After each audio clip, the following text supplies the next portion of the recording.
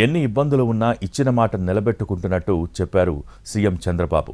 సుపరిపాలనలో తొలి అడుగు సమావేశంలో పాల్గొన్న ఆయన 3 పార్టీలు కలిసి అధికారంలో ఉన్నా ఎలాంటి సమస్య రాలేదన్నారు.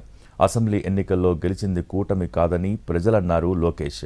ఇక వైసీపీ మళ్లీ అధికారంలోకి రాబోదన్నారు పవన్ కళ్యాణ్. మరో 15 ఏళ్లు కూటమిదే అధికారమన్నారు.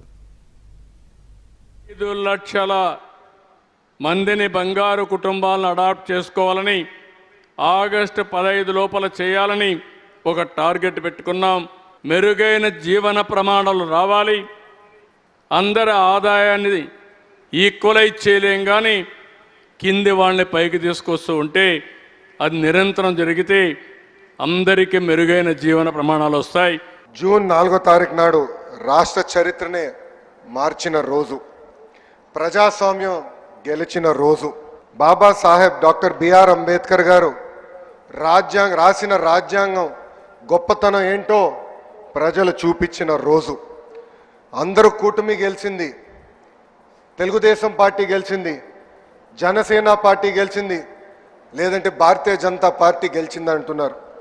కానీ గెలిచింది కూటమి పార్టీలు కాదు, గెలిచింది ఆంధ్ర రాష్ట్ర ప్రజలు.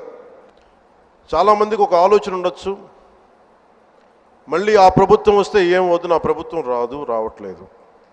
ఇది ఎందుకు చెప్తున్నానంటే, ఇది I want to give you confidence, I want to empower you.